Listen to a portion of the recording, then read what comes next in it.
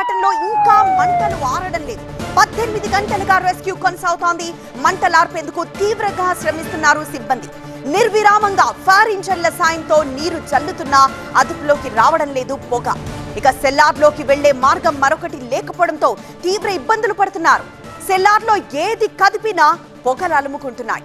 లోపల 2 నిమిషాలు కూడా నిల్చోలేని పరిస్థితి. 3 రోజుల క్రితమే ఇంపోర్టెడ్ ఫర్నిచర్ వచ్చింది.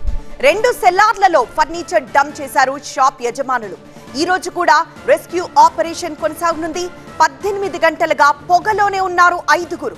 సెల్లార్లో చిక్కుకున్న బేబీది కర్ణాటక స్వస్థలంగా తెలుస్తోంది. అంతేకాదు 2 మాల్ ప్రాంతానికి చెందిన చిన్నారులు అఖిల్, ప్రణీత్ గా గుర్తించారు. వీరితో పాటు ఫర్నిచర్ షాప్ లో పనిచేస్తున్న ఇంతియాజ్, ట్రక్ డ్రైవర్ హబీబ్ ను కూడా బయటికి తీసుకొచ్చేందుకు రెస్క్యూ సిబ్బంది శ్రమిస్తున్నారు. అయితే వారి పరిస్థితి ఏంటి అనేది కూడా స్పష్టత లేదు. సజీవ దహనమయ్యారా, పొగతో ఉక్కిరిబిక్కిరై చనిపోయారా, ఎక్కడైనా సేఫ్ గా దాక్కున్నారా అనేది ఇంకా తెలియడం లేదు. రెస్క్యూకి దట్టమైన పొగ ఆటంకంగా మారింది. మరింత సమయం పట్టే అవకాశం ఉంది.